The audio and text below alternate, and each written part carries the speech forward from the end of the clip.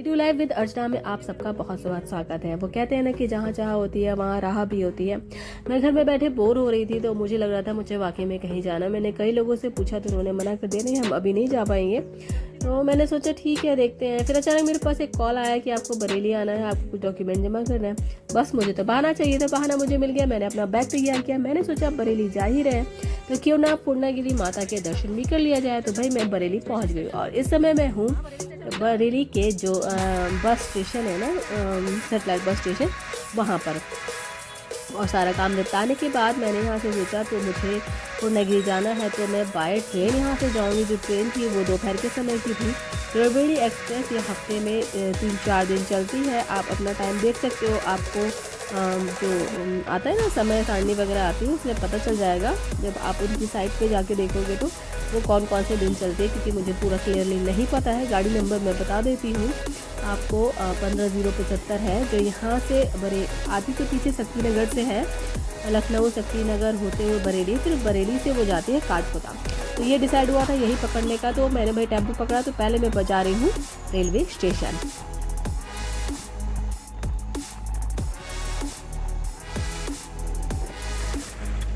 और अब मैं पहुंच चुकी हूँ भाई रेलवे स्टेशन पे बरेली के। और यहाँ पे उतरने के बाद जाएंगे टिकट काउंटर तक और वहाँ से कटाएंगे टिकट।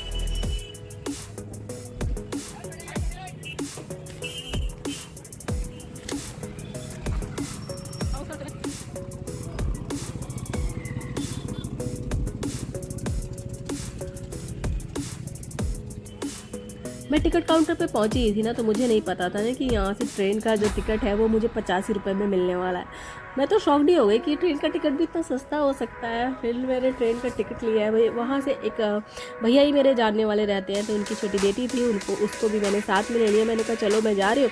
बोले मैं भी चलूँगी बुआ। तो मैंने कहा ठीक है भाई, 1 से 2 भले थे, मैंने उसको भी ले लिया। और हम लोग पहुँचे रेलवे स्टेशन पर। पता चला वहाँ पर हमारी जो ट्रेन थी वो 2 घंटे लेट चल रही थी। और वेटिंग के बाद हमारी ट्रेन आ गई और हम झट से ट्रेन में सवार हो गए। और ये व्यू तो छोड़ ही नहीं सकते हैं यार, इतने अच्छे अच्छे व्यू थे रास्ते में। मतलब नेचर, ऐसा मन कर रहा था ना जाके इसी में लौट जाओ लेकिन पॉसिबल नहीं था ना, तो सब आंखों में ही इनको कैद कर लिया मैंने। सब जगह ना लगा हुआ था गेहूँ, इस समय हुआ होता है, और गेहूँ के बीच बीच में सरसों बोई जाती है। और आप लोग बताओ क्या क्या फसल होती है, मुझे तो इतना कुछ खास नहीं पता है। हाँ, ये जो बालियाँ वगैरह कुछ पता थी तो मैंने आपको बता दिया और मैंने देखा भी था। और बस चलते रहते हैं, सफ़र का मज़ा लेते हैं और बात भी करते रहते हैं, है ना।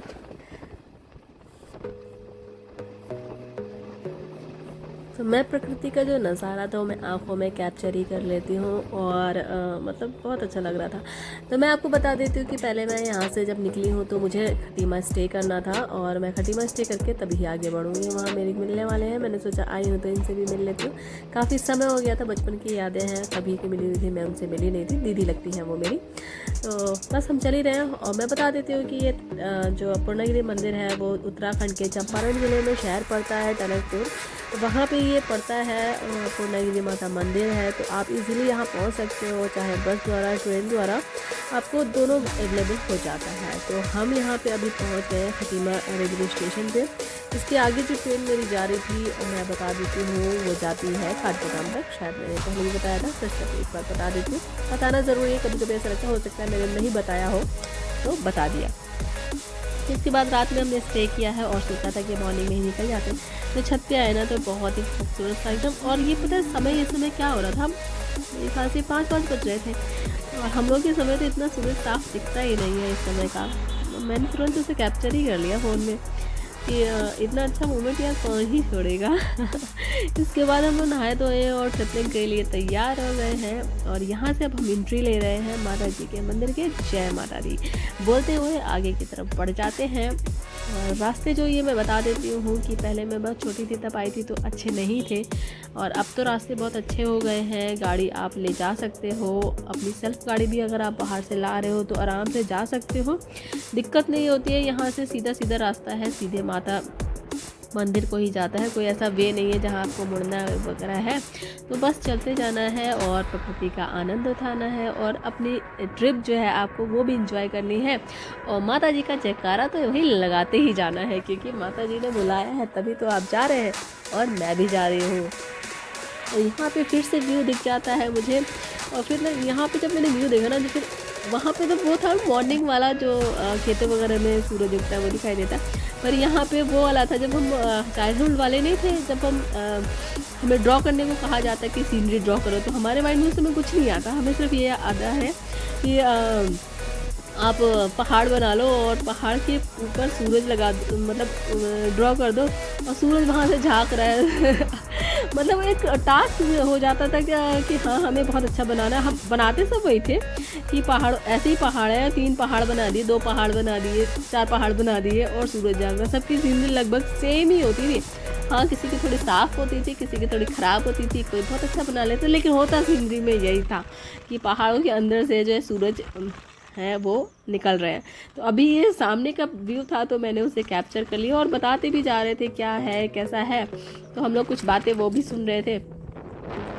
और यहाँ रास्ते में पड़ती है ना शारदा माता जो नदी है, माता नहीं है सॉरी, शारदा नदी है, वो पड़ती है यहाँ पे। तो हम लोग नीचे तो नहीं जा पाए थे क्योंकि हमें जाना ही था सीधे कि ये मंदिर जाते हैं और फिर देखते हैं वापसी में अगर समय मिला तो शारदा माता में नहा लेंगे। जो मंदिर नदी है वो माता ही बार बार यार निकल रहे हैं, माफ़ करना, माता भी कह सकते हैं यार, कहते तो यही हम लोग की संस्कृति है ये, तो याद हो जाती है। खैर, फिर इसके बाद मैं बता देती हूँ, यहाँ से आप जब खड़गपुर पहुँचते हैं तो बाय रोड जब आप जा रहे होते हैं तो बस से भी आपको टूली घाट तक बस आराम से मिल जाती है। टूली घाट से आपको शेयरिंग कैब मिल जाती है, 40 से 50 रुपये ये लेते हैं जो सीधे भैरवनाथ मंदिर छोड़ देते हैं। अगर आप अपनी सवारी से नहीं आ रहे हो, आप कन्वेंस से आ रहे हैं, तब मैं बता रही हूँ, अगर आप अपनी सवारी से आ रहे हैं तो कोई दिक्कत ही नहीं है, आप सीधे भैरवनाथ मंदिर तक जाइए। बीच में एक बैरिकेटिंग पड़ती है जहाँ पे अगर बाहर की गाड़ी कोई होती है तो उसको पर्ची कटाना पड़ता है, 150 से 170 रुपये तक के आसपास ये पर्ची रहती है। और अगर आप लोकल हैं तब तो कोई बात ही नहीं है, आप धड़धड़ाते हुए जा सकते हैं। तो सभी को पता होगा, लोकल तो अक्सर करके जाते ही रहते होंगे। बाहर वालों को थोड़ी दिक्कत हो जाती है, उनको न्यूली देख के आदमी उल्लू भी बना लेते हैं ना लोग कि हाँ नहीं ऐसा नहीं है, ऐसा है, ऐसा है, वैसा है। खैर छोड़िए, जाने दीजिए मैं भड़का नहीं रही हूँ आप लोगों को, सिर्फ बता रही हूँ ये एक्सपीरियंस होते रहते हैं रास्ते में, सभी के साथ होते हैं, ऐसा नहीं सिर्फ मेरे साथ है, किसी न किसी को कहीं ना कहीं हुआ ज़रूर होगा ना। आपको कोई चीज़ कहीं पता नहीं होती है तो वहाँ पे लोग इधर उधर समझा देते हैं। तो यहाँ पे जब हम लोग टूली घाट से आगे बढ़े थे तो अभी मैं जब आई थी ना तो होली से जस्ट पहले आई थी। तो इस समय होली के बाद से यहाँ पे जो चैत्र वाले नवरात्रि पड़ती है ना, तब से मेला स्टार्ट हो जाता है और मेला जो लगता है वो 3 महीने तक लगातार चलता ही रहता है। तो अगर आप इस बीच आ रहे हैं तब तो आपको बहुत ज़्यादा क्राउड यहाँ देखने को मिलता है, भीड़ होती है, क्योंकि जहाँ से हमने एंट्री ली थी ना वहीं से वहाँ से थोड़ा सा और आगे बढ़ेंगे ना, वहाँ से स्टॉल वगैरह लगने शुरू हो जाती हैं। मेले का जो लोग आते हैं, लोकल वाले लगाते हैं, जो बाहर से भी आते हैं वो सब लगाते हैं। हम जब जा रहे थे तो तैयारी हो रही थी, लाइटिंग लगने लगी थी और जो माइक वगैरह होते हैं, स्पीकर जिन पे गाने वगैरह सुनते हैं हम लोग, वो सब भी लगने लग गए थे क्योंकि मैं होली से पहले ही जस्ट गई थी तो वो तैयारी हो रही थी। और अभी मैं गई हूँ ना तो मुझे वहाँ पे जाके पता चला कि मुझे भीड़ नहीं मिली। लेकिन आप जाएंगे अगर इस मेले के समय में जा रहे हो तो आपको बहुत अच्छी भीड़ मिलने वाली है, तो प्रिपेयर होकर जाइएगा कि आपको भीड़ का सामना करना पड़ेगा। तो नीचे से वो आपको तुरंत गाड़ी अगर आप लेके जा रहे हो तो बहुत जल्दी आपको नहीं रोकना है। आप मान के चलो ना, भैरवनाथ मंदिर तक तो आप जा सकते हो आराम से, तो अगर जगह जगह हाथ देते हैं तो आपको रोकना नहीं है, नहीं तो वो आप वहीं रोक की गाड़ी खड़ी कर दोगे और फिर आपको पैदल जाना पड़ेगा, तो रोकना है नहीं, आपको बस चलते चले जाना जब तक भैरवनाथ मंदिर नहीं आ जाता। वहाँ पे लिखा होता है कि आप भैरवनाथ पे पहुँच गए और गाड़ी वगैरह स्टैंडिंग पार्किंग काफ़ी ज़्यादा दिख जाती है तो पता चल जाता है कि हाँ हम लोग पहुँच गए हैं वहाँ पे। तो बस माता जी का नाम लेते हुए आगे बढ़ते जाते हैं और पार्किंग एरिया में गाड़ी पार्क करते हैं। इसके बाद यहाँ से लेते हैं प्रसाद और अपनी यात्रा आगे की भी शुरू करते हैं। और मैं बता दूं कि जैसे रुकने की व्यवस्था है, यहाँ पे अच्छी व्यवस्था है। जो ये टेंट वगैरह लगे रहते हैं ये ऊपर मंदिर तक मिल जाते हैं। जो मुख्य दरबार नहीं मतलब मंदिर जब पहुँचने वाले होते हैं उससे मिला था 1 किलोमीटर नीचे तक ये सारा टेंट वगैरह रहने की सुविधा आपको मिल जाती है और ये फ्री होती है। बस इनका क्या होता है ना कि आप इनसे प्रसाद लो और आराम से रुको तो रुकने की तो कोई दिक्कत ही नहीं है यार। तो हम भी पहुंच गए और यहाँ पे पार्क करते हैं गाड़ी और यहाँ से प्रसाद, क्योंकि हमने गाड़ी पार्क की थी तो हमने यहीं से प्रसाद ले लिया था। और ऊपर पहुँचते पहुँचते यार प्रसाद बड़ा सस्ता भी देने लगे थे, नीचे दे रहे थे 150 रुपये में, 200 रुपये में, 251 रुपये में। ऊपर जाके पता क्या चलता है कि वो प्रसाद चिल्ला रहे हैं 100 वाला 50 रुपये में, 50 वाला 20 रुपये में। यार ऐसा थोड़ी ना होता है, जैसे मर्जी आओ वैसे ही बेच लो। एक्चुअली भीड़ थी नहीं ना, तो प्रसाद भी ऐसे बेच रहे थे। होता नहीं कि सस्ता है तो बेच लो भाई, बेच लो। भीड़ होगी तो हम अपने दाम पर देंगे, आपको लेना हो तो लो, नहीं लेना तो नहीं लो। तो फिलहाल मैं यहाँ पे गाड़ी पार्क होती है और यहाँ पे थोड़ी सी वीडियो भी मैंने बना ली है। ये भैरवनाथ मंदिर है, वहीं की पार्किंग है पूरी एरिया की। 4 व्हीलर भी आप आराम से पार्क कर सकते हो, 2 व्हीलर भी। और ये मैजिक जो है पीछे से आ रही है, जो आपको भैरवनाथ मंदिर टूली घाट से छोड़ती है, वो सारी मैजिक खड़ी हुई है। तो यहीं से आपको चढ़ना शुरू करना है, क्योंकि आखिरी स्टॉपेज यही है। और यहाँ से मुझे लगता है 4 किलोमीटर के आसपास माता मंदिर है, वो पड़ता है। तो जो लोग चल लेते हैं उनके लिए बहुत ज़्यादा नहीं है। अब तो सीढ़ियाँ भी बहुत सुगम हो गई हैं, पहले थोड़ा सा नहीं बनी थी तो बहुत हार्ड चढ़ाई थी, तो अब सीढ़ियाँ सुगम हो गई तो आराम से चढ़ सकते हैं। तो जिनसे नहीं भी चढ़ा जा रहा है, माता ने आपको बुलाया तो है ही, आपको क्या करना है, माता जी का धन्यवाद बोलना है, माता जी के जयकारे बोलने और चढ़ते जाना है। और यकीन मानिए आप चढ़ जाएंगे। वो पहले लगता है ना कि आप पता नहीं जा पाएंगे, नहीं जा पाएंगे, लेकिन आप चले जाएंगे। विश्वास नहीं तोड़ना होता है अपने अंदर से कि हाँ आपको नहीं चला जाएगा। मैं जब जा रही थी तो मैंने बहुत से लोगों को देखा, आंटी थी, अंकल थे जिन्हें चला नहीं जा रहा था, और थोड़ी दूर पे ही चलने पे सांस फूल जा रही थी। मतलब 2 सीढ़ी 3 सीढ़ी चढ़ रहे थे वो, उनकी सांस फूल जा रही थी, लेकिन वो फिर भी जा रहे थे, तो माता जी का जयकारा लगा रहे थे। तो भीड़ तो अभी देख ही सकते हैं, भीड़ बिल्कुल भी नहीं है, आराम से चले गए हैं। और ये अभी भी तैयारी हो ही रही है, क्योंकि ये मेला लगने वाला था, तो सब लोग अपनी तैयारी कर रहे थे, जो कमी रह गई थी लोगों में। और कुछ लोग स्टॉल भी लगा रहे थे। चलो फिर हम लोग भी माता जी का जयकारा बोलते हैं और चढ़ते जाते हैं, छोटे छोटे कदमों को लेते हुए ऊपर, और माता जी के दर्शन करते हैं। और मांगना क्या है, मांगा तो मैंने कुछ भी नहीं था।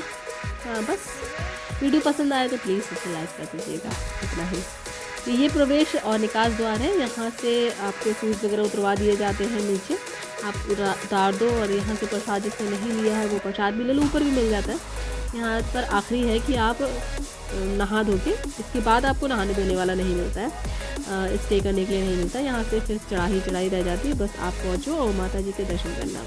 हम लोग ऊपर पहुँचे हैं, यहाँ से बहुत अच्छा व्यू भी दिख रहा था, मतलब ऊपर पहाड़ बिल्कुल साफ दिखाई दे रहे थे। और हमको ये रास्ता तय करने में, मैं बता देती हूँ आपको कितना टाइम लगा था। हम लोग पहुँच गए थे 8 बजे, अब भीड़ नहीं थी तो हम लोग आराम से जा रहे थे। तो हम लोग 10 बजे वहाँ पहुँच गए थे, 10 बजे नहीं, हम लोग जल्दी ही पहुँच गए थे, क्योंकि एक जीजा जी मेरे साथ में थे, तो उनके थोड़ा पैरों में दिक्कत थी, तो वो चलने में थोड़ा टाइम ले रहे थे, थोड़ा सा, बहुत ज़्यादा नहीं। और देखो मेरे पीछे भी है। और यहाँ पे फिर आखिरी पे जब हम लोग पहुँचने वाले तो वहाँ से भीड़ स्टार्ट की, और भीड़ इतनी ज़्यादा थी ना कि उतना ही पड़ाव हमें पार करने में, ना भीड़ होने के बावजूद, ये जो छोटी वाली भीड़ थी ना, इसको पार करने में हमें 2 घंटे लग गए।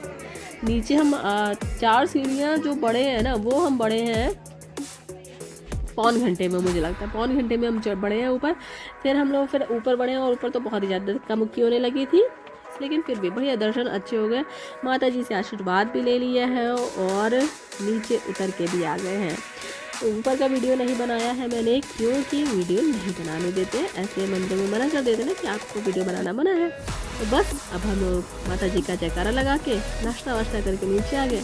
अब हम लोग जा रहे हैं सिद्धनाथ मंदिर। अगर आप पूर्णागिरी माता मंदिर गए हैं और सिद्धनाथ नहीं जाते हैं तो बेमानी हो जाएगी, जाना तो होगा। तो मिलते हैं।